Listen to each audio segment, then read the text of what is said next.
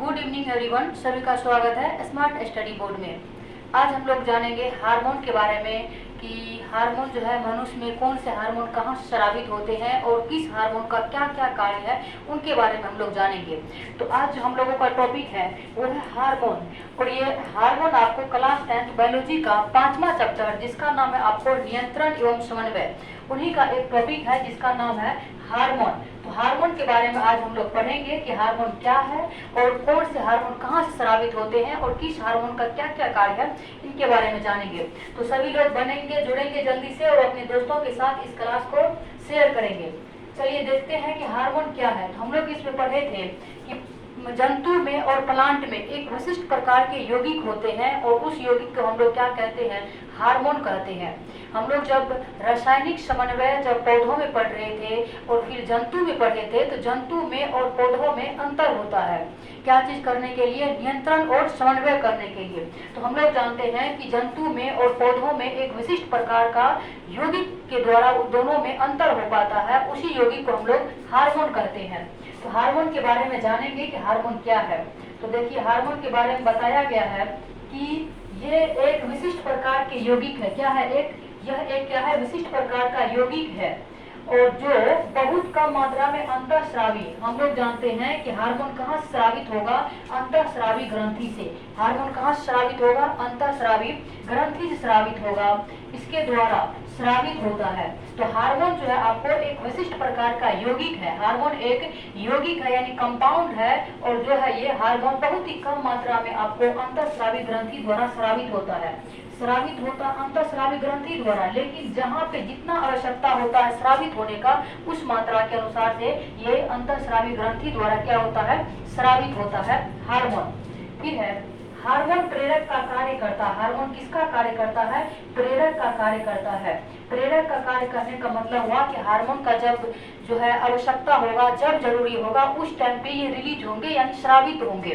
तो हार्मोन जो है ये प्रेरक का कार्य करता है, अर्थात रक्त यानी ब्लड परिसंचरण के माध्यम से जब यह अपने लक्ष्य अंगों में पहुंचता है। देखिए हार्मोन जो है हमारे शरीर के विभिन्न अंगों द्वारा स्रावित होता है। तो कैसे स्रावित होगा? तो जब ब्लड परिसंचरण होता है हमारे बॉडी में, तो ब्लड परिसंचरण के माध्यम द्वारा क्या करता है हार्मोन भी जो है सभी लक्ष्य में यानी हमारे बॉडी के विभिन्न अंगों तक प्रवेश कर जाते हैं। प्रवेश करने के बाद फिर जैसे जैसे जिस हार्मोन का आपके बॉडी का जैसे जिस अनुसार से एज आते जाएगा, उस अनुसार से वो हार्मोन स्रावित होते जाता है। तब यह उन अंगों में कुछ विशिष्ट प्रकार के परिवर्तन को प्रेरित करता है। तो हार्मोन क्या है? एक प्रकार का आपको यौगिक है जो अंतःस्रावी ग्रंथि द्वारा स्रावित होता है, और हार्मोन एक प्रेरक का कार्य करता है। हार्मोन जो है जब ब्लड का परिसंचरण होता है तो उसी माध्यम से हार्मोन जो है शरीर के विभिन्न अंगों में प्रवेश कर जाते हैं और फिर ये क्या होते हैं, वहां से स्रावित होते रहते हैं। क्या होंगे? ये स्रावित होंगे। सभी लोग जो है कमेंट बॉक्स में बताएंगे कि हार्मोन क्या है। फिर देखिए है कि मनुष्य में अंतःस्रावी ग्रंथि जो है अंतःस्रावी तंत्र को ही कहते हैं। आपको बताइए यहाँ पे है कि अंतःस्रावी तंत्र किसको कहते हैं? तो अंतःस्रावी ग्रंथि मिलकर के अंतःस्रावी तंत्र का क्या करते हैं? निर्माण करते हैं। मनुष्य के शरीर में पाए जाने वाले अंतःस्रावी ग्रंथियां, ये सभी ग्रंथियां मिलेंगे तो अंतःस्रावी तंत्र का निर्माण होगा। किसका निर्माण होगा? अंतःस्रावी तंत्र का निर्माण होगा। हम लोग इससे पिछली क्लास में पढ़े थे नर्वस सिस्टम के बारे में, यानी तंत्रिका तंत्र के बारे में। तंत्रिका तंत्र का निर्माण कैसे होगा? तो जब स्पाइनल कॉर्ड, ब्रेन और नर्वस मिलेंगे तब आपको तंत्रिका तंत्र का निर्माण होता है। तो ठीक इसी प्रकार से ये सभी जो है अंतःस्रावी ग्रंथियां हैं और सभी ग्रंथियां मिलकर के अंतःस्रावी तंत्र का निर्माण करते हैं। देखिए पहला है पिट्यूटरी ग्लैंड। पहला कौन सा ग्लैंड है? Pituitary gland. दूसरा है आपको थायराइड ग्लैंड। फिर तीसरा है पैराथायराइड ग्लैंड। फिर एड्रिनल ग्लैंड, आइसलेट्स और लैंगरहैंस। इसको हम लोग लैंगरहैंस द्वीपिका भी कहते हैं। और फिर है आपको गोनाड्स यानी जनन ग्रंथियां। गोनाड्स में आपको हो जाएगा ओवरी जो कि फीमेल में, जिसको हम लोग हिंदी में अंडाणु कहेंगे, और टेस्टिस होगा वृषण जो कि मेल में होता है। तो गोनाड्स के अंदर आपको आ जाएगा ओवरी और टेस्टिस हो जाएगा। तो ये इन सभी के द्वारा क्या होता है, हार्मोन स्रावित होता है। ये सभी क्या है, हमारे बॉडी में एक अंग है, ये अंतःस्रावी ग्रंथियां हैं, सब इनके द्वारा क्या होता है, हार्मोन स्रावित होता है हमारे बॉडी से। तो किस अंग से, जैसे पिट्यूटरी ग्लैंड है, इससे जो है कौन से हार्मोन स्रावित होंगे, तो सभी के बारे में हम लोग एक एक करके पढ़ेंगे। सभी लोग इस क्लास को अपने दोस्तों के साथ शेयर करेंगे। चलिए देखते हैं, हम लोग देखेंगे कि पिट्यूटरी ग्लैंड के बारे में। पिट्यूटरी ग्लैंड क्या होता है, इससे कौन से हार्मोन स्रावित होता है, इसके बारे में। तो एक मिनट आप लोग जो है फिगर देखेंगे, देखिएगा सभी लोग जो है इसको देखेंगे। एड्रिनल ग्लैंड ह्यूमन के बारे में इस फिगर में आपको बताया गया है कि कौन से हार्मोन जो है कहाँ से स्रावित होता है। जैसे देखिए आप,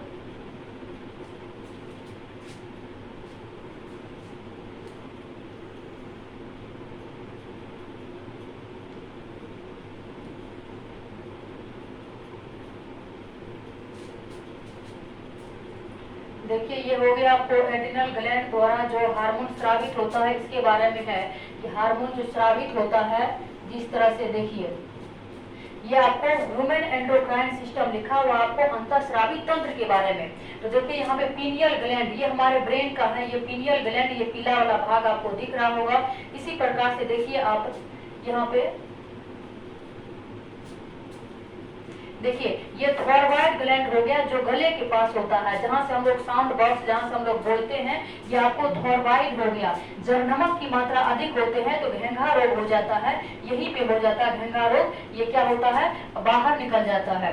फिर देखिए थैमस हो गया, ये थैमस देखिए मेल और फीमेल दोनों का फिगर के माध्यम से आपको बताया जा रहा है, ये थैमस हो गया।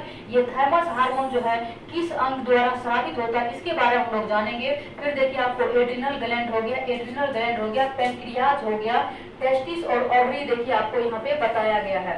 तो सभी लोग जो है बने रहेंगे और अपने दोस्तों के साथ इस क्लास को शेयर करेंगे। देखिए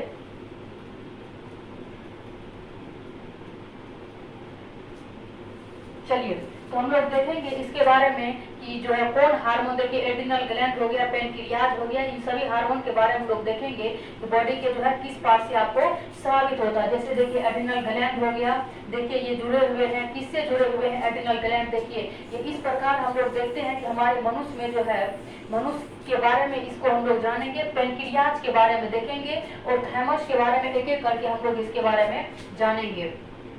तो देखिए हम लोग देखेंगे आपकी कौन से हार्मोन किससे स्रावित होता है, इसके बारे में हम लोग जानेंगे। तो आपको बात आया है पिट्यूटरी ग्लैंड का। पिट्यूटरी ग्लैंड को हम लोग मास्टर ग्रंथि कह देते हैं। देखिए पिट्यूटरी ग्लैंड कहा है कि यह कपाल की, क्या कहा, यह कपाल की स्फेनोइड, क्या कहा आपको, यह कपाल की स्फेनोइड हड्डी में एक गड्ढे यानी एक कैविटी में स्थित रहता है। पिट्यूटरी ग्लैंड हमारे कपाल के एक हड्डी होते, उसमें क्या रहता है, यह स्थित रहता है। कौन सा, पिट्यूटरी ग्लैंड। फिर कहा पिट्यूटरी ग्लैंड कई अन्य महत्वपूर्ण अंतःस्रावी ग्रंथियों का भी नियंत्रण करती है। पिट्यूटरी ग्लैंड क्या करता है, हमारे शरीर में अंतःस्रावी ग्रंथि का क्या करता है, यह नियंत्रित करता है, यानी कि उसे कंट्रोल करता है। इसलिए इसे मास्टर ग्लैंड कहते हैं। कि हम लोग देखें कि मास्टर ग्लैंड किसको कहते हैं, तो पिट्यूटरी ग्लैंड को कहते हैं। क्यों कहते हैं, तो पिट्यूटरी ग्लैंड क्या करते हैं, अन्य महत्वपूर्ण क्या करते हैं, अंतःस्रावी ग्रंथियां जो भी हैं हमारे शरीर में, पिट्यूटरी ग्लैंड के अलावा जो भी अंतःस्रावी ग्रंथि है उसको वो कंट्रोल करते हैं। इसीलिए हम उसको क्या कह देते हैं, मास्टर ग्लैंड भी कहते हैं। तो पिट्यूटरी ग्लैंड को मास्टर ग्लैंड इसीलिए कह देते हैं कि क्योंकि पिट्यूटरी ग्लैंड जो है अन्य जितने भी अंतःस्रावी ग्रंथियां हैं, पिट्यूटरी ग्लैंड के अलावा जितने भी अंतःस्रावी ग्रंथियां हैं जिससे हार्मोन स्रावित होते हैं उसको भी वो कंट्रोल करके रखता है। इसीलिए इसको हम लोग मास्टर ग्लैंड कह देते हैं। मास्टर ग्लैंड अगर पूछा जाए आपको पिट्यूटरी ग्लैंड को क्या कहते हैं, मास्टर ग्लैंड कहते हैं। और पिट्यूटरी ग्लैंड को मास्टर ग्लैंड इसलिए कहते हैं क्योंकि यह जो है अन्य हार्मोन, अन्य अंतःस्रावी ग्रंथि द्वारा जो हार्मोन स्रावित होता है उसको ये कंट्रोल करके रखते हैं। फिर देखिए पिट्यूटरी ग्लैंड दो मुख्य भागों, देखिए पिट्यूटरी ग्लैंड के दो मुख्य भाग होते हैं। पहला हो गया आपको एंटीरियर लोब और दूसरा हो गया आपको पोस्टीरियर लोब। यानी कि पिट्यूटरी ग्लैंड के दो भाग होते हैं। पिट्यूटरी ग्लैंड के कितने भाग? दो भाग होते हैं। एंटीरियर लोब हो गया और दूसरा आपको यानी कि पोस्टीरियर लोब हो गया। तो आपको पूछा जाएगा कि पिट्यूटरी ग्लैंड के कितने भाग? तो दो भाग, एंटीरियर लोब और पोस्टीरियर लोब हो गया। पहला देखिए, यानी कि एंटीरियर लोब को हम लोग हिंदी में बात करें तो अग्रपिंडक कहेंगे। क्या कहेंगे? अग्रपिंडक एंटीरियर लोब को। अग्रपिंडक द्वारा स्रावित होने वाला हार्मोन वृद्धि हार्मोन कहलाता है। देखिए, एंटीरियर लोब यानी कि अग्रपिंडक द्वारा जो हार्मोन स्रावित होगा वह कौन सा हार्मोन होगा? वृद्धि हार्मोन। वृद्धि हार्मोन यानी ग्रोथ हार्मोन, जो कि बढ़ने में मदद करेगा। क्या चीज में? बढ़ने में मदद करेगा। कौन सा हार्मोन मदद करेगा? तो ये अग्रपिंडक द्वारा जो स्रावित होगा, अग्रपिंडक द्वारा जो भी हार्मोन स्रावित होगा तो वो जो है ग्रोथ हार्मोन होगा, यानी वृद्धि हार्मोन कहलाता है। यह शरीर के विशेषकर हड्डियों तथा मांसपेशियों, क्या कहा आपको? यह शरीर के विशेषकर में हड्डियों और मांसपेशियों की वृद्धि को नियंत्रित करता है। यानी कि एंटीरियर लोब द्वारा जो भी हार्मोन स्रावित होते हैं, अग्रपिंडक द्वारा जो हार्मोन स्रावित होते हैं, वह शरीर के मांसपेशी और हड्डी को क्या करता है? वो कंट्रोल करता है, उसको बढ़ने में मदद करता है। और फिर कहा, इस हार्मोन के अधिक मात्रा में स्राव होने से मनुष्य की लंबाई और औसत से बहुत अधिक क्या हो जाता है? बढ़ जाती है। अगर हम लोग जानेंगे कि अग्रपिंडक द्वारा जो हार्मोन अधिक स्रावित हो जाएगा, आपको अग्रपिंडक द्वारा हार्मोन जब अधिक स्रावित होगा तो मनुष्य का क्या हो जाएगा? लंबाई, मनुष्य का लंबाई अधिक बढ़ जाएगा। क्या होगा? मनुष्य का लंबाई अधिक बढ़ जाएगा। तो देखिए, अगर जब अधिक बढ़ जाएगा तो उसका बोन्स क्या हो जाएगा? बोन्स यानी हड्डी भारी हो जाएगा और क्या हो जाएगा? मोटी हो जाएगा। अगर आपको पूछा जाए कि हड्डी को भारी होना यानी बोन्स जो है हमारे शरीर की कब भारी हो सकता है या कब मोटी हो सकता है, तो जब पिट्यूटरी ग्लैंड को दो भागों में बांटा गया है। पहला हो गया आपको एंटीरियर लोब और दूसरा हो गया आपको पोस्टीरियर लोब। तो एंटीरियर लोब द्वारा जो हार्मोन स्रावित होता है उसको हम लोग वृद्धि हार्मोन कहते हैं, जो कि हमारे शरीर के हड्डी और मांसपेशियों को बढ़ने में मदद करता है। तो एंटीरियर लोब द्वारा जो हार्मोन स्रावित होता है तो उससे जो हमारे शरीर के वृद्धि बढ़ने में मदद करता है। तो इसी द्वारा क्या होता है? हमारा हड्डी मोटा और क्या हो जाता है? आपको ये भारी हो जाता है। अगर एंटीरियर लोब द्वारा अधिक हार्मोन स्रावित होगा तो हमारे शरीर का हड्डियां क्या होगा? भारी होगा और अत्यधिक क्या हो जाएगा? मोटी हो जाएगा। नेक्स्ट देखिए, कहा इस अवस्था को वृहत्तम जायगेनोटिज्म कहते हैं। किस अवस्था को कहेंगे? जिस अवस्था में हमारे हड्डियां क्या हो जाएंगे? आपको अधिक भारी और मोटी हो जाएंगे, इस अवस्था को हम लोग क्या कह देंगे? वृहत्तता या क्या कह देंगे?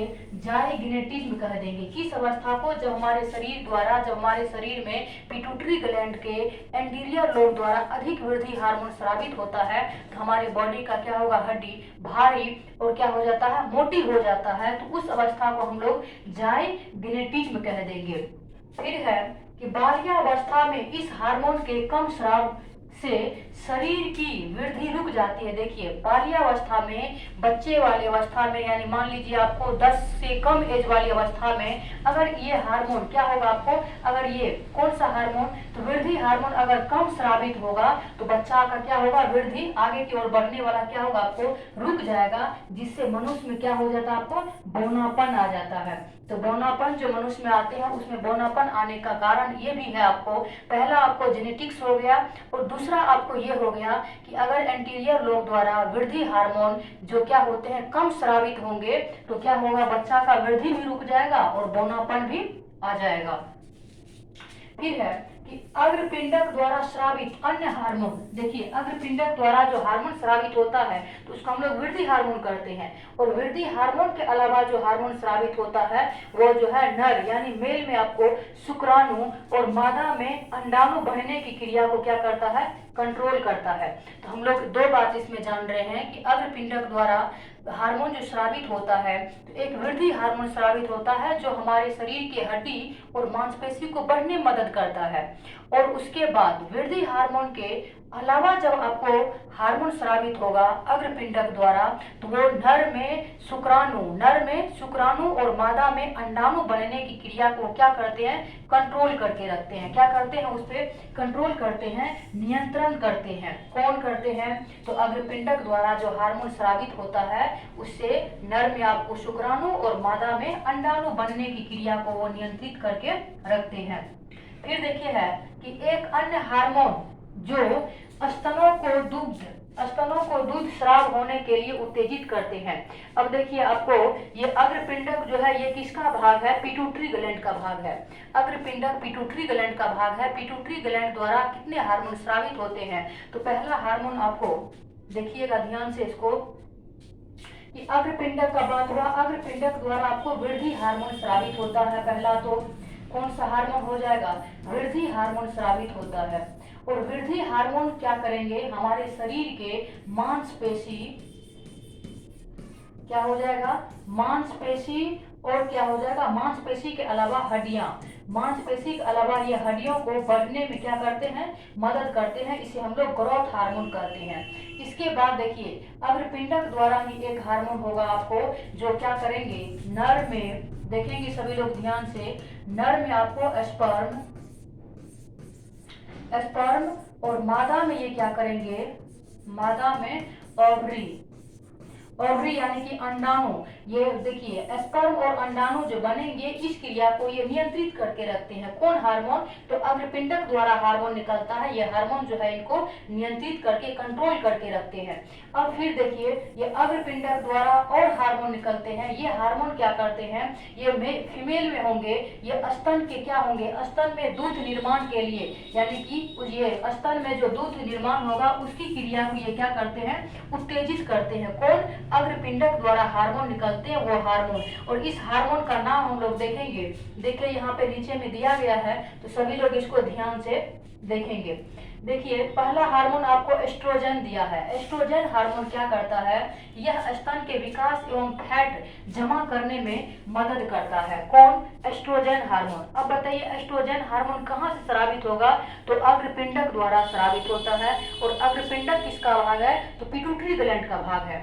ये एस्ट्रोजन हार्मोन का काम है आपको कि यह स्तन का विकास और फैट को जमा करने में मदद करता है। और यह क्या करेगा, नलिकाओं के विकास को नियंत्रित करता है।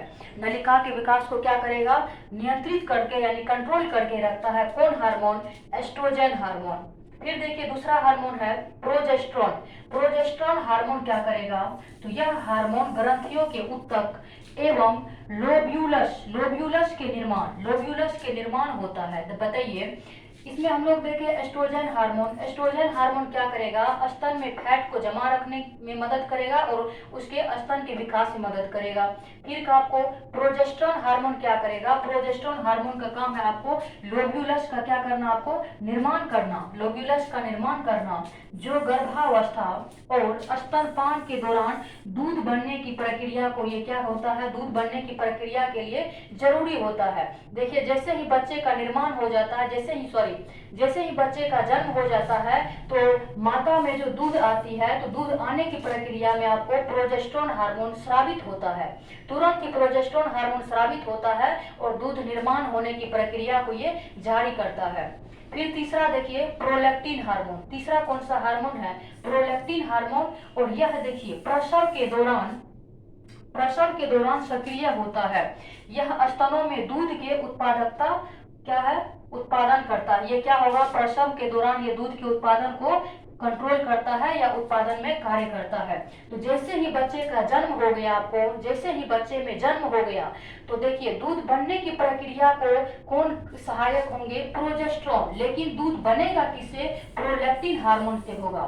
किससे होगा, प्रोलैक्टिन हार्मोन से होगा। और देखिए एस्ट्रोजन, प्रोजेस्टेरोन और प्रोलैक्टिन हार्मोन किससे स्रावित होता है, अग्रपिंडक द्वारा स्रावित होता है।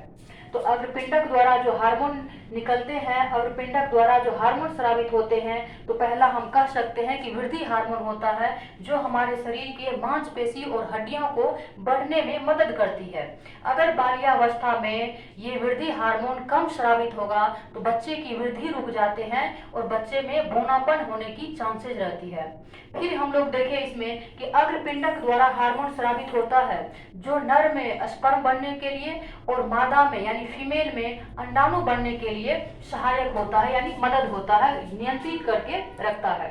फिर हम लोग देख रहे हैं कि अग्रपिंडक द्वारा हार्मोन स्रावित होता है, ये क्या करते हैं, अग्रपिंडक द्वारा हार्मोन स्रावित एस्ट्रोजन, प्रोजेस्टेरोन और प्रोलैक्टिन हार्मोन स्रावित होता है। एस्ट्रोजन के बारे में हम लोग देखें, ये क्या करेगा, एस्ट्रोजन हार्मोन जो स्रावित होगा तो यह स्तन के यानी जो है मादा में ये क्या करेंगे, स्तन को वृद्धि होने में, विकास होने में मदद करेंगे और ये फैट को जमा रखने में मदद करते हैं आपको एस्ट्रोजन हार्मोन। प्रोजेस्टेरोन हार्मोन क्या करेंगे, जैसे ही बच्चे का जन्म होता है, जैसे ही बच्चे का जन्म होगा तो उसमें दूध निर्माण की प्रक्रिया में सहायक करता है प्रोजेस्टेरोन हार्मोन, और जैसे ही बच्चे का निर्माण हो जाएगा तो दूध जो निर्माण होगा तो किस हार्मोन के द्वारा, प्रोलैक्टिन हार्मोन के द्वारा। ये निर्माण में सहायक होता है, लेकिन दूध होता किससे है, तो प्रोलैक्टिन हार्मोन द्वारा होता है। चलिए नेक्स्ट हम लोग देखते हैं, इसी का है, अब देखिए पश्चपिंड क्या है, तो पश्चपिंड हम लोग देखे हैं, एक इंटीरियर और दूसरा हम लोग देखे थे पोस्टीरियर लोब। तो पोस्टीरियर लोब को हिंदी में हम लोग पश्चपिंड कहेंगे।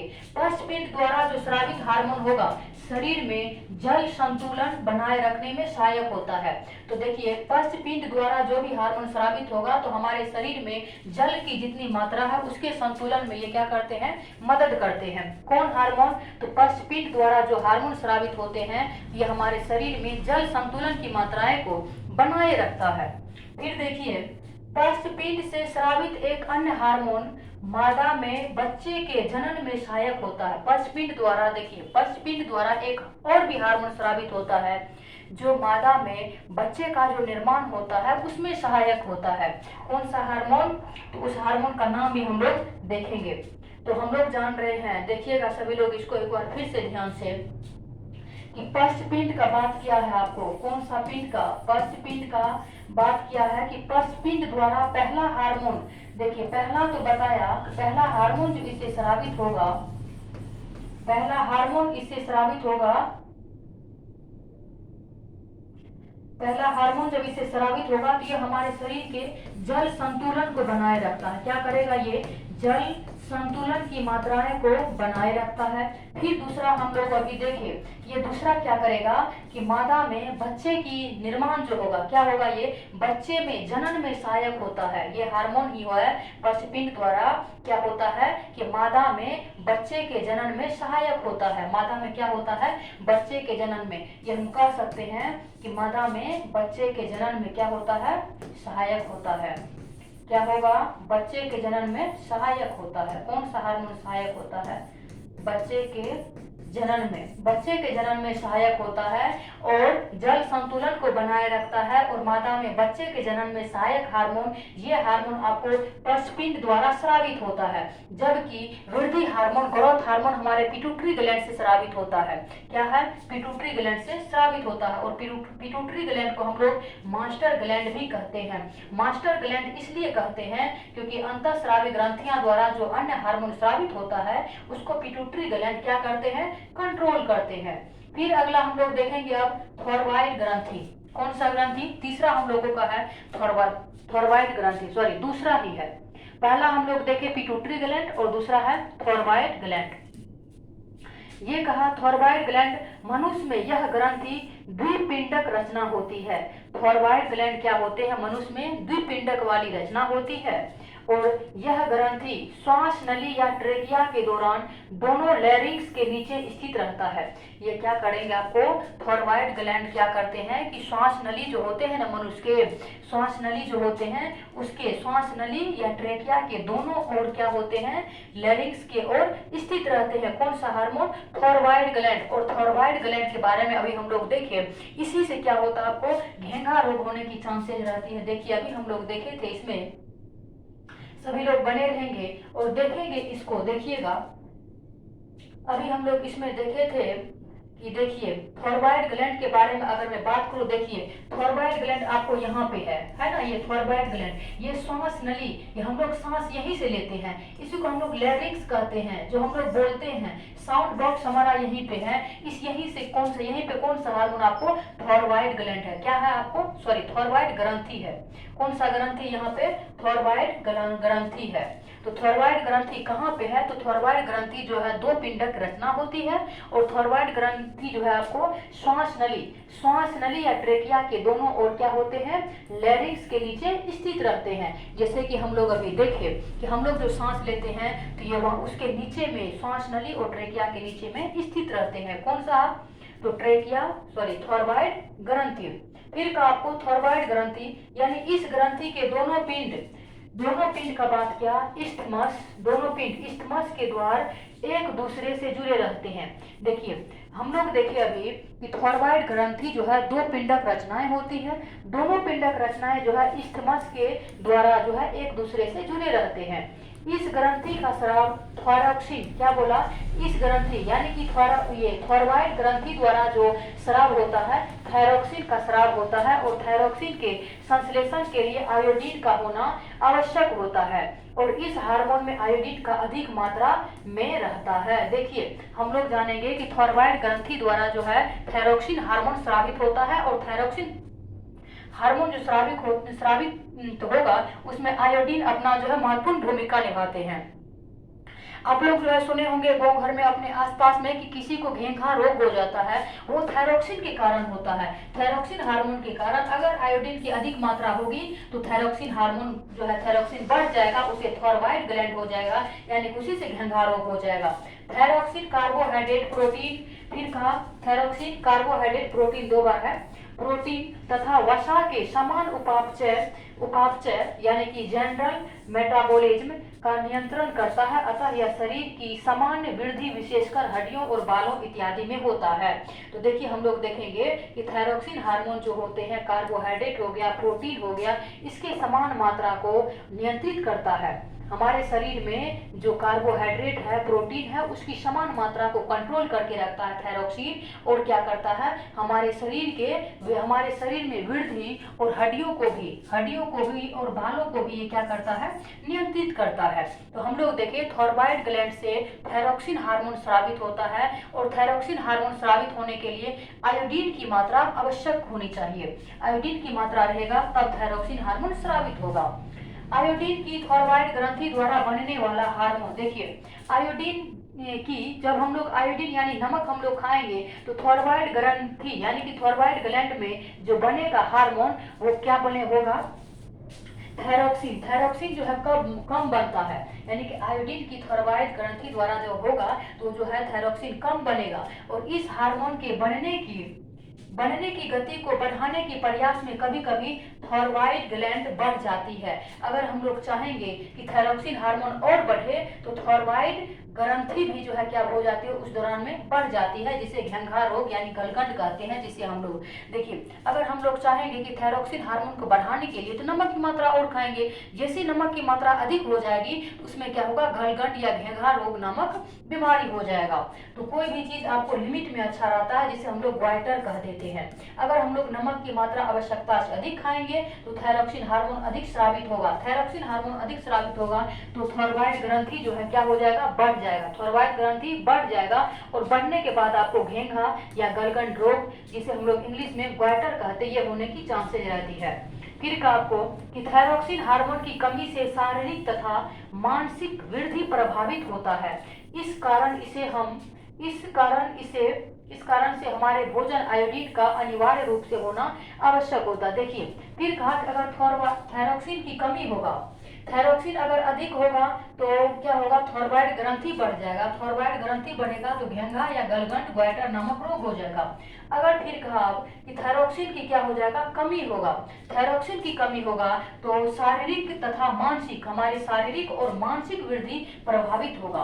अगर थायरोक्सिन की मात्रा, थायरोक्सिन हार्मोन की कमी हो जाएगा तो हमारा शारीरिक और मानसिक प्रभावित होगा, ये वृद्धि में प्रभावित होता है। और इस कारण से हमारे भोजन में आयोडीन का अनिवार्य रूप से होना आवश्यक होता है। तो हम लोग जो चाहेंगे कि हमारा शरीर जो है विकास करे और मानसिक में वृद्धि हो, तो इसको भी प्रभावित करता आपको थायरोक्सिन हार्मोन। थायरोक्सिन हार्मोन स्रावित होने के लिए नमक की मात्रा हमारे भोजन में आवश्यक होना चाहिए, जरूर होना चाहिए। अगर हम नमक की मात्रा अधिक खाएंगे तब थायरोक्सिन की मात्रा बढ़ जाएगी। थायरोक्सिन की मात्रा जैसे बढ़ेगा तो आपको जो है थायराइड ग्लैंड की मात्रा, ये थायराइड ग्लैंड यानी थायराइड ग्रंथि बढ़ जाएगी। थायराइड ग्रंथि बढ़ेगी तो उससे जो है घेंघा ग्वाइटर नामक बीमारी हो जाएगी। अगर कमी है, कम है तो ठीक है, अगर अधिक है बीमारी है।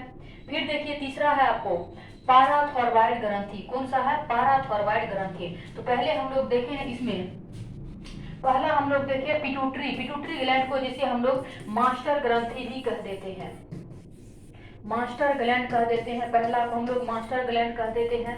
और दूसरा देखे हम लोग, दूसरा कौन सा देखे, दूसरा देखे थायरॉइड ग्रंथि, दूसरा देखे थायरॉइड ग्लैंड। अब तीसरा हम लोग देखेंगे पाराथायरॉइड ग्लैंड,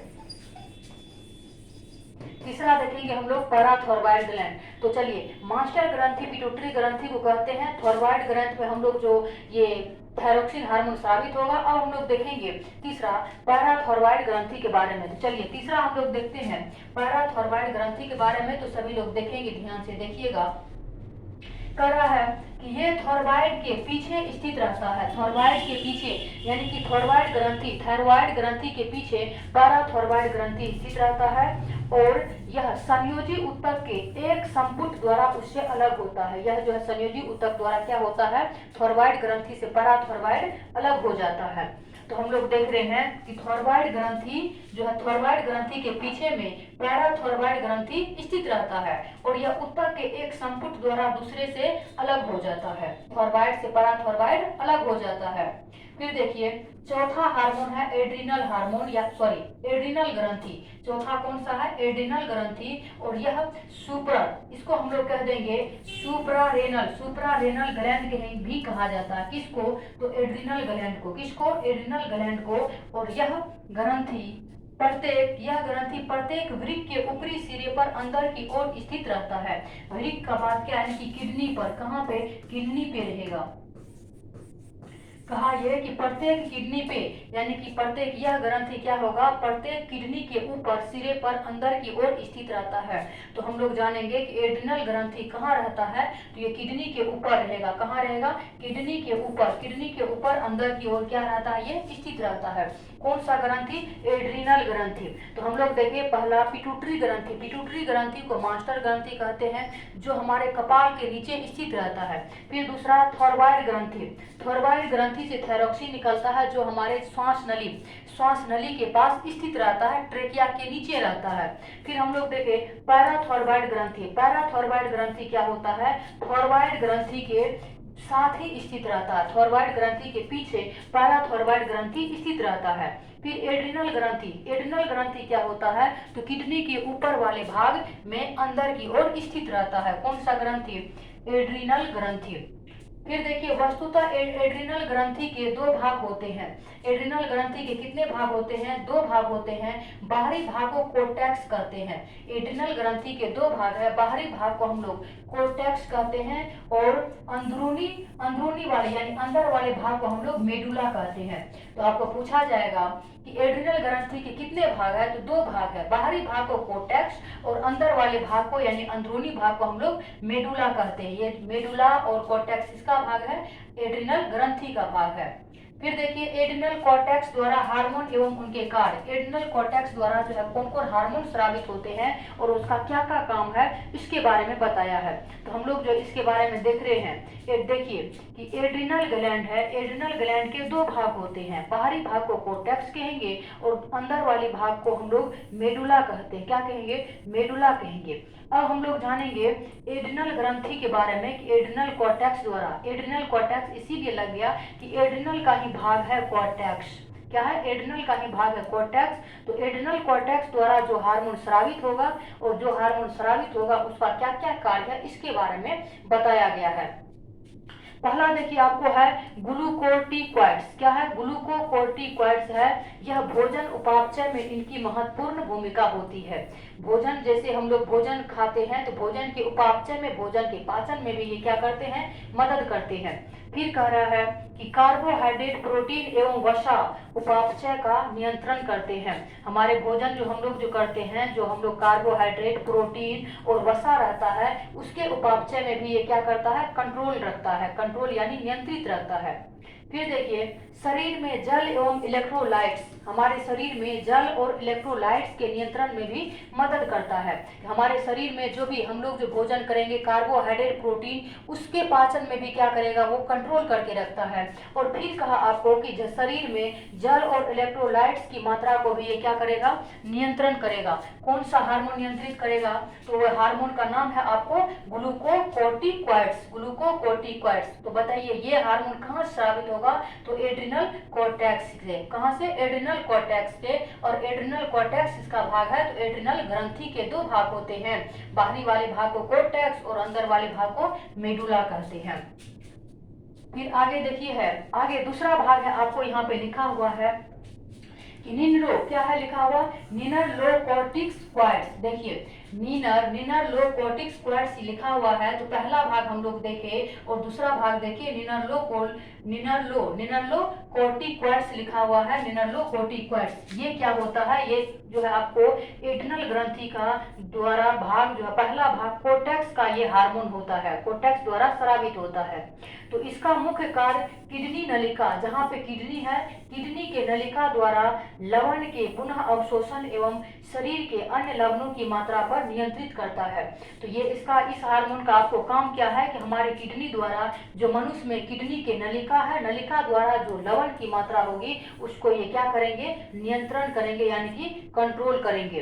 कौन करेंगे, तो निनरलो, क्या बोलेंगे इसको हम लोग, निनरलोकोर्टिकॉइड्स हार्मोन क्या करेंगे, किडनी के नली द्वारा जो लवण स्रावित होगा उसको नियंत्रित करके रखता है। फिर देखिए तीसरा है, ये सब हार्मोन कहाँ से स्रावित होता है, तो कोर्टेक्स द्वारा। कहाँ से, कोर्टेक्स द्वारा। और कोर्टेक्स ये किसका भाग है, तो हम लोग जानते हैं कोर्टेक्स आपको एड्रिनल ग्रंथि का भाग है। फिर तीसरा देखिए है लिंग हार्मोन। तीसरा कौन सा हार्मोन है, तीसरा हार्मोन का नाम है लिंग हार्मोन। ये हार्मोन पेशियों तथा हड्डियों के परिवर्धन, बाह्य लिंगों, बालों के आने का प्रतिमान एवं यौन आचरण का क्या करता है, नियंत्रण करता है। तो हम लोग जानेंगे कि तीसरा हार्मोन जो कोर्टेक्स द्वारा स्रावित होता है, तीसरा हार्मोन का नाम आपको लिंग हार्मोन। ये क्या करेगा, तो ये हमारे पेशिया में और हड्डी में, पेशिया हड्डी के प्रवर्धन में, पेशिया और हड्डी के बढ़ने में, प्रवर्धन करने में, फैलने में, और बाह्य लिंगों जैसे हो गया बाल आने की प्रतिमान को ये क्या करता है, आचरण यानी कि ये कंट्रोल करके रखता है। कौन हार्मोन, लिंग हार्मोन। लिंग हार्मोन कहाँ स्रावित होता है, तो कोर्टेक्स से। कहाँ से, कोर्टेक्स से। कोर्टेक्स जो है कहाँ स्रावित होता है, तो एड्रिनल ग्रंथि से। कहाँ स्रावित होता है, तो एड्रिनल ग्रंथि से स्रावित होता है। फिर देखिए है कि एड्रिनल मेडुला द्वारा, अभी हम लोग जस्ट देखे एड्रिनल, इससे पहले अभी हम लोग देखे, देखिएगा सभी लोग कि एड्रिनल ग्रंथि हम लोग देखे अभी, एड्रिनल ग्रंथि को दो भाग में बांटा गया है, दो भाग में, जिसमें पहला भाग को हम लोग पहला भाग यानी बाहरी भाग को कोर्टेक्स देखे, बाहरी भाग को कोर्टेक्स और अंदर वाले भाग को मेडुला कहते हैं। क्या कहते हैं, अंदर वाले भाग को मेडुला कहते हैं। तो बाहरी वाले भाग को हम लोग एड्रिनल कोर्टेक्स कहते हैं। और एड्रिनल कोर्टेक्स द्वारा 3 हार्मोन स्रावित होते हैं। अब हम लोग देखेंगे एड्रिनल मेडुला द्वारा, यानी कि मेडुला हार्मोन है, ये पार्ट है आपको एड्रिनल का। तो एड्रिनल मेडुला द्वारा जो कौन कौन हार्मोन स्रावित होते हैं, उनके क्या काम है, इसके बारे में हम लोग देखेंगे। तो देखिए मेडुला द्वारा जो हार्मोन स्रावित होते हैं, लिखा हुआ है, पहला भाग है, पहला है आपको एपिनेफ्रिन। एपिनेफ्रिन जो है ये एड्रिनल मेडुला द्वारा स्रावित होने वाला हार्मोन है, जिसका नाम है आपको एपिनेफ्रिन। कभी कभी इसे एड्रेनिन कभी कभी इसे क्या कह देते हैं, एड्रीनिन अथवा एड्रीनालिन भी कहते हैं। तो किसको कहते हैं, एपिनेफ्रिन हार्मोन को। एपिनेफ्रिन हार्मोन को कभी कभी हम लोग एड्रीनिन या एड्रीनालिन भी कह देते हैं। तो बताइए सभी लोग कि एपिनेफ्रिन हार्मोन कहाँ से स्रावित होता है, तो एड्रिनल मेडुला द्वारा स्रावित होता है। एड्रिनल मेडुला किसका भाग है, तो एड्रिनल ग्रंथि का भाग है। फिर कहा कि अत्यधिक शारीरिक एवं मानसिक तनाव। देखिए हम लोगों को अगर अत्यधिक शारीरिक होगा, अत्यधिक शारीरिक मानसिक तनाव, डर, गुस्सा एवं उत्तेजना की स्थिति में इस हार्मोन का क्या होता है, स्राव होता है। देखिए अगर मानसिक तनाव होगा, किसी भी बातों को लेकर के ज्यादा सोचेंगे हम लोग, या डर होगा किसी प्रकार का, गुस्सा होगा या उत्तेजना होगा, किसी चीज के प्रति अट्रैक्शन हुआ, तो उस स्थिति में क्या होता है, इस हार्मोन का स्राव होता है। कौन से हार्मोन का, एपिनेफ्रिन हार्मोन का स्राव होता है। एपिनेफ्रिन हार्मोन किसका भाग है, तो एड्रिनल कोट, ये मेडुला का भाग है। एड्रिनल मेडुला द्वारा हार्मोन स्रावित होता है। पहला हार्मोन का नाम है आपको एपिनेफ्रिन, और एपिनेफ्रिन को हम लोग एड्रीनिन या आपको एड्रीनालिन कह देते हैं। तो इस हार्मोन का काम है कि हमारे मानसिक में अगर किसी भी प्रकार का सोचेंगे हम लोग, चिंतन करेंगे, या डर होगा, गुस्सा होगा, उत्तेजना होगा, तो उस समय में ये हार्मोन स्रावित होता है। फिर देखिए दूसरा है, यानी एड्रिनल मेडुला द्वारा जो दूसरा हार्मोन स्रावित होता है, नॉरएपिनेफ्रिन। क्या है, नॉरएपिनेफ्रिन। पहला हम लोग देखे एपिनेफ्रिन, अब देखेंगे हम लोग नॉरएपिनेफ्रिन। तो ये समान रूप से हृदय पेशियों की उत्तेजनशीलता, रक्तचाप यानी ब्लड प्रेशर बढ़ जाता है। देखिए नॉरएपिनेफ्रिन के कारण, ये नॉरएपिनेफ्रिन हार्मोन के कारण जो है हमारे हृदय का रक्तचाप यानी शीलता क्या होता है, रक्तचाप और उत्तेजन की शीलता क्या होती है, बढ़ जाती है। जैसे देखिए रक्त शर्करा की मात्रा भी बढ़ जाती है, हमारे ब्लड में चीनी की मात्रा जो बोलते हैं हम लोग की चीनी नामक बीमारी हो गया है। तो इसी समय से, इसी हार्मोन, जब ये हार्मोन स्रावित होगा तो इसी हार्मोन के समय से ब्लड प्रेशर भी बढ़ेगा और हृदय की धड़कन भी बढ़ेगा, और ब्लड में जो है चीनी की मात्रा यानी शर्करा की मात्रा भी बढ़ जाता है इस हार्मोन के कारण। तो नॉन एपिनेफ्रिन हार्मोन के कारण, नॉन एपिनेफ्रिन हार्मोन कहाँ से स्रावित होता है, तो ये भाग आपको एड्रिनल मेडुला द्वारा स्रावित होता है, और एड्रिनल मेडुला जो है आपको एड्रिनल ग्रंथि द्वारा स्रावित होता है। चलिए नेक्स्ट आपको पांचवा देख रहे हैं। पांचवा है कि अग्न्याशय। अग्न्याशय की लैंगरहैंस दीपिकाएं जो हम लोग देखे थे, आई सेल्स ऑफ लैंगरहैंस, यानी अग्न्याशय द्वारा लैंगरहैंस दीपिकाएं जो है इनके बारे में देख रहे हैं। तो कहा अग्न्याशय एक हल्के पीले रंग की ग्रंथि है। अग्न्याशय कैसे रंग की है, तो अग्न्याशय का रंग हल्का कैसा होता है, पीला रंग का होता है। अग्न्याशय का रंग हल्का पीला रंग का होता है, जो अमाशय एवं डेडुनम, अमाशय एवं डेडुनम, ये डेडुनम किसका भाग है, तो छोटी आंत का पहला भाग है। देखिए हम लोग देखे थे इंटेस्टाइन के बारे में, यानी आंत के बारे में हम लोग देखे थे, तो हम लोग देखे थे कि आंत के बारे में, यानी कि एक होता है आपको छोटी आंत। पहला कौन सा आंत, पहला छोटी आंत होता है, जो कि भोजन का पूरी तरह से पाचन आपको छोटी आंत के इलियम भाग में होता है। छोटी आंत, और छोटी आंत के तीन भाग हम लोग देखे थे। पहला देखे थे डेडुनम, पहला कौन सा भाग, पहला हो जाएगा आपको डेडुनम, पहला डेडुनम, और फिर दूसरा हो जाएगा आपको जेजुनम, पहला डेडुनम और दूसरा आपको हो जाएगा जेजुनम, और तीसरा हो जाएगा इलियम। तीसरा भाग का नाम आपको इलियम, तीसरा भाग का नाम हो जाएगा इलियम। इलियम तो छोटी आंत का पहला भाग है डेडुनम, पहला भाग है डेडुनम, लेकिन डेडुनम की लंबाई जो है सबसे कम होती है, और तीसरा भाग है आपको इलियम, इलियम की लंबाई जो है सबसे अधिक होती है। इसको हम लोग जो है देखे हुए हैं। तो आपको है कि लैंगरहैंस दीपिकाएं, जो अग्न्याशय की दीपिकाएं हैं, लैंगरहैंस दीपिकाएं, इसके द्वारा, इसके बारे में हम लोग देख रहे हैं। तो कहा आपको कि अग्न्याशय का रंग सबसे पहले हम लोग जान रहे हैं कि हल्के पीले रंग की ग्रंथि है। अग्न्याशय का रंग हम लोग कह सकते हैं कि पीले, हल्का पीला रंग का होता है, जो अमाशय एवं डेडुनम, जो अमाशय में और ये छोटी आंत का पहला भाग है डेडुनम, डेडुनम के बीच में स्थित रहता है। क्या स्थित रहता है, अग्न्याशय। अग्न्याशय कहाँ स्थित रहता है, तो अमाशय में और डेडुनम के बीच में स्थित रहता है। अग्न्याशय का रंग कैसा होता है, तो हल्का पीले रंग का होता है। फिर है कि इसमें विशेष प्रकार की कोशिकाओं के समूह पाए जाते हैं। किसमें, अग्न्याशय में विशेष प्रकार के कोशिकाओं के समूह पाए जाते हैं जिन्हें हम लोग लैंगरहैंस द्वीपिकाएं कहते हैं। तो लैंगरहैंस द्वीपिकाएं द्वारा जो है हार्मोन स्रावित होता है। जो पांचवा हम लोग देखें लैंगरहैंस द्वीपिकाएं, तो लैंगरहैंस द्वीपिकाएं कहाँ रहता है, तो अग्न्याशय में। अग्न्याशय का रंग कैसा होता है, तो हल्के पीले रंग का होता है। और अग्न्याशय स्थित कहाँ रहता है, तो अमाशय और डेडुनम के बीच में स्थित रहता है। तो अग्न्याशय द्वारा जो विशेष प्रकार के कोशिकाएं का समूह पाया जाता है, उस कोशिकाओं के समूह को हम लोग लैंगरहैंस द्वीपिकाएं कहते हैं। क्या कहते हैं, लैंगरहैंस द्वीपिकाएं कहते हैं। फिर देखिए छठा है आपको जनन ग्रंथि। क्या है, जनन ग्रंथि यानी कि अंडाशय तथा वृषण। जनन ग्रंथि के बारे में हम लोग छठा देख रहे हैं। और जनन ग्रंथि में हम लोग दो चीज देखेंगे। इसमें देखेंगे हम लोग ओवरी के बारे में, ओवरी के बारे में देखेंगे, और उसके बाद देखेंगे हम लोग स्पर्म के बारे में। ओवरी और स्पर्म के बारे में ये जनन ग्रंथियां हैं, इसमें हम लोग देखेंगे। तो जनन ग्रंथियां में कहा कि जनन कोशिकाओं के निर्माण के महत्वपूर्ण कार्य के अतिरिक्त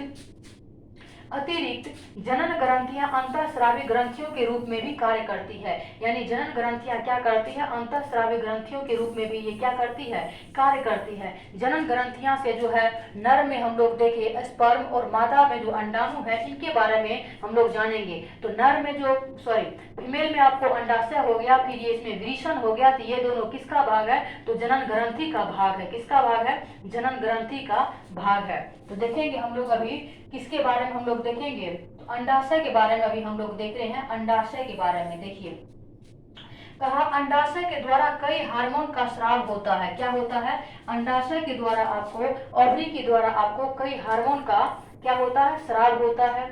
और बालिकाओं के शरीर में यौवना आरंभ की अवस्था में होने वाले परिवर्तन इस हार्मोन के कारण होता है। तो हम लोग जानते हैं कि जैसे भी मतलब जो है, मान लीजिए कोई भी गर्ल्स है, तो 12 साल एज जब भी होगा, तो 12 साल एज के बाद जो भी उनके शरीर में परिवर्तन आते हैं, तो किस हार्मोन के कारण होगा, तो कौन, जनन ग्रंथियां जो होता है, तो वो जो है हमारे वो अंडाशय के द्वारा जो हार्मोन स्रावित होता है, तो वो हार्मोन स्रावित कब होगा, जब 12 साल एज होगा तब। तो 12 साल एज होने के बाद जो है अंडाशय के द्वारा हार्मोन स्रावित होता है, तो उसमें जो है परिवर्तन देखने के लिए मिलता है 12 साल एज होने के बाद, यौवना आरंभ होने वाले समय में।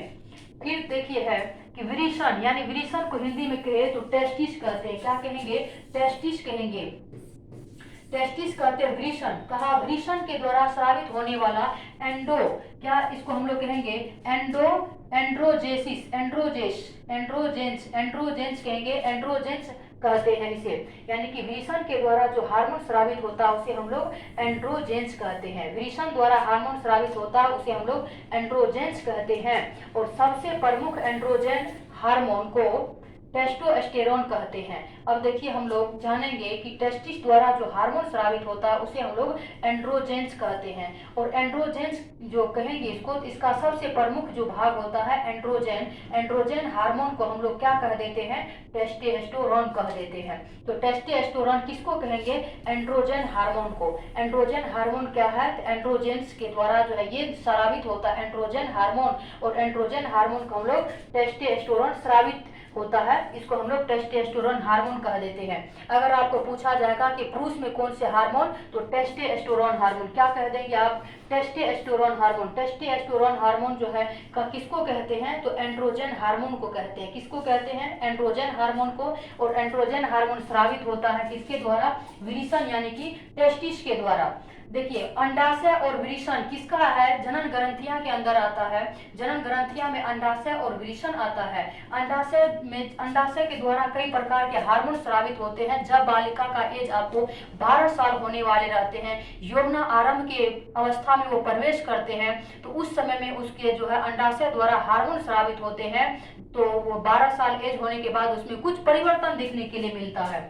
फिर देखेंगे हम लोग कि टेस्टिस यानी वृषण के द्वारा जो हार्मोन स्रावित होता है, यानी वृषण के द्वारा जो हार्मोन स्रावित होगा उसे हम लोग क्या कहते हैं, एंड्रोजेंस कहते हैं। और सबसे प्रमुख जो है एंड्रोजेंस, यानी एंड्रोजेंस को हम लोग जो है इसको हम लोग प्रमुख भाषा में कहे तो एंड्रोजेंस हार्मोन कहेंगे। क्या कहेंगे, एंड्रोजन हार्मोन। और एंड्रोजन हार्मोन को हम लोग टेस्टोस्टेरोन कह देते हैं। तो आप लोग को पूछा जाता है कि पुरुष में कौन से हार्मोन, तो टेस्टोस्टेरोन हार्मोन होगा। कौन सा हार्मोन, टेस्टोस्टेरोन हार्मोन होगा।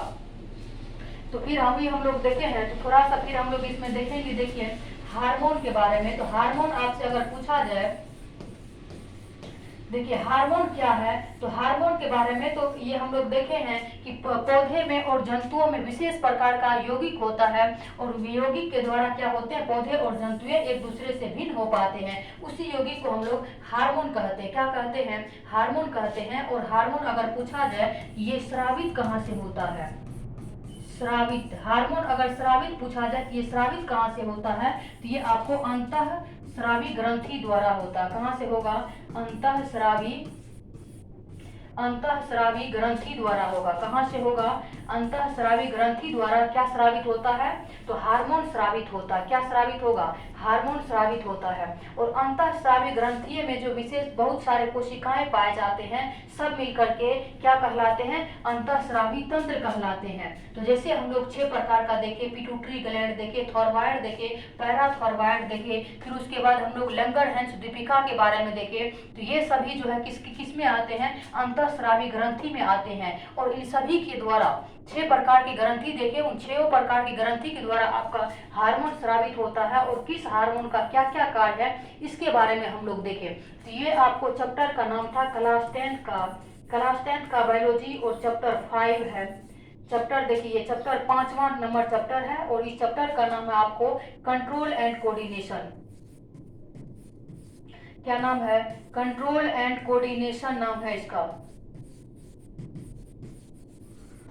Control and coordination. तो इस चैप्टर में जो हम लोग पढ़े कि नियंत्रण और समन्वय कैसे होता है, पौधे में रासायनिक समन्वय, जंतुओं में रासायनिक समन्वय, और हार्मोन के बारे में पढ़े हम लोग। तो ये चैप्टर आपको खत्म हुआ है। अब हम लोग जो नेक्स्ट क्लास पढ़ेंगे, तो उसमें हम लोग पढ़ेंगे रिप्रोडक्शन के बारे में। क्या पढ़ेंगे हम लोग, रिप्रोडक्शन के बारे में अभी हम लोग नेक्स्ट क्लास में पढ़ेंगे। अब कल की क्लास में रिप्रोडक्शन पढ़ेंगे।